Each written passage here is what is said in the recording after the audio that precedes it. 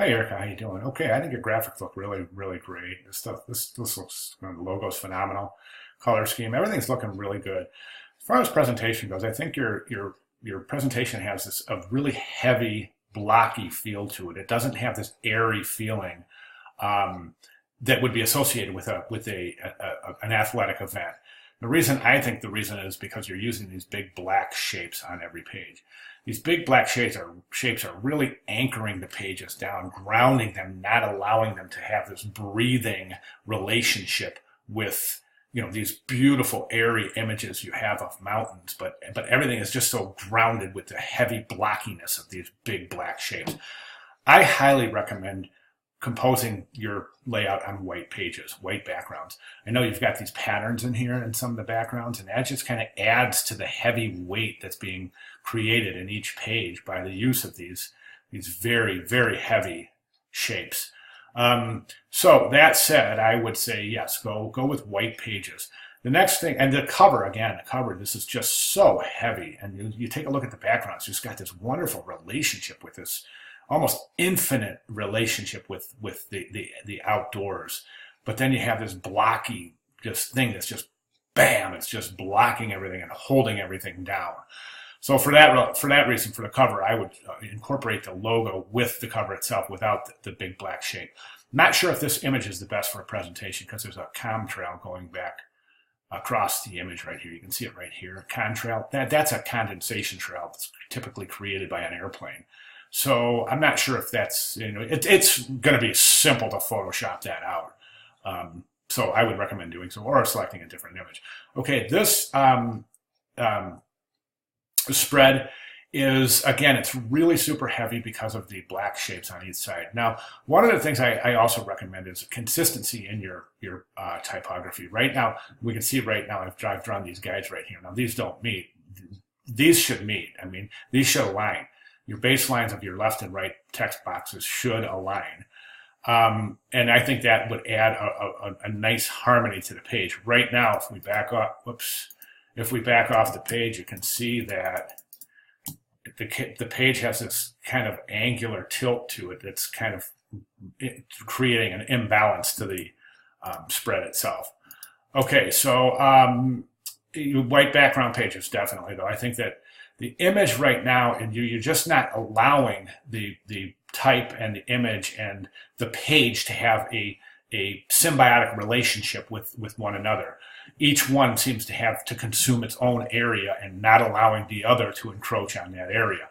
Again, white pages will help in reducing the size of these images. You're using images some of your images and your graphics are just enormous on the page, not really allowing a relationship with the page itself by using white space. I think this is a good example, this page right here.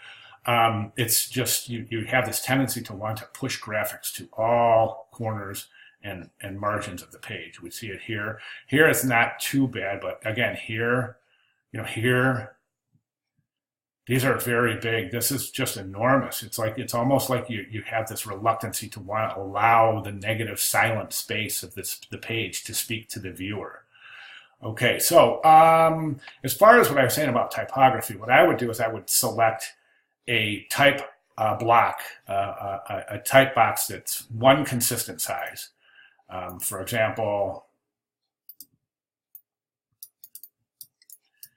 hang on one sec. Sorry. Okay, so for example, there's a size of your type block. Keep that consistent throughout your entire presentation. I'm talking about the width. Of course, the height is going to vary depending on how much type there is. But keep that consistent and then use that page to page, that exact type block. So use it over here so that all of your type is of consistent width. And that'll create a wonderful typographic harmony from page to page, as opposed to something like this where we see this little thin type box, then we see this next type block that's a little wider, then this one that's even wider. So that's creating an inconsistency that the viewer definitely picks up, and it creates a little bit of tension to the viewer, whether subconscious or conscious. It definitely creates a tension, a visual tension. Typeface and logo, I would use typeface on a separate page all by itself. So you would have, you would have that type box right here.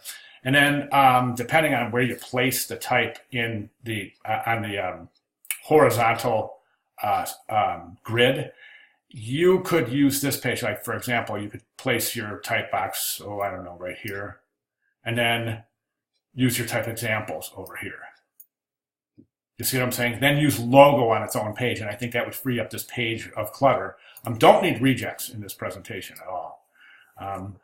And then over here, these look good. I think this page is good. Now, if this page had your blue type, if this page right here had this type set right here in a consistently wide type box, I think it would be a gorgeous page. Why? Because you've got a nice relationship with the background.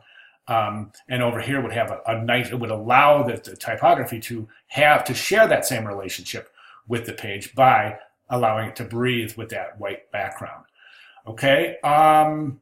Again, here, these graphics are very, very big. I would take this whole set of graphics right here and I would reduce them to about that big on the page.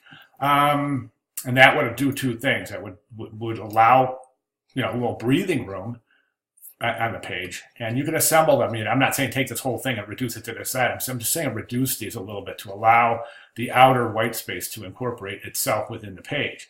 Now, then it would do two things that would allow you to assemble your type using that same width of that type block that you define up here.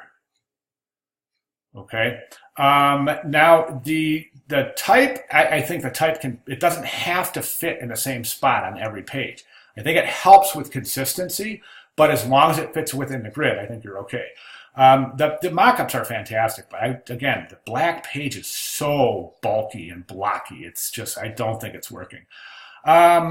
Ticket design and then ticket mock-up, I think it's a good idea to show the design, then show the mock-up, but you don't have to use this big giant headline here. I think the viewer will definitely understand that this is a mock-up of this. And then likewise right here. So you have fanware and then fanware mock-up. Don't need that. Let's go to this page here. These, again, are the same thing with the pictogram page. These are very, very big. If we could just reduce the size of these and allow more area and the white background to incorporate itself with the presentation. Same thing here. The images are just so big, and it's almost like you're not allowing any room for the type because the images are so big. Okay, athletic wear, atmosphere. I wouldn't try to fit these both on the same page. Athletic wear showing the ski bib. I would get in there, crop that, and let's see that ski bib. Let's see that athlete wearing that ski bib. Okay, then. And another shot, you can say atmosphere, and then maybe another shot here where you're actually showing the flags instead of having them blurred out in the foreground like that. Or something that's a little bit more particularly clear than this obstructed word right here, the name of the location. Okay, these are great mock-ups, though. These are really, really good. This is one of my favorite pages I've ever seen while teaching this class. I love this. This is so creative. But again, it's so big. So big. Can't we just cut that size of that and maybe just give it a relationship with a white background on the page? Same thing here. Okay, these look good. This page looks pretty good, actually, but wouldn't it make sense that the edge of this page would fall within the grid, the vertical grid, so the type would align with the edge of the image?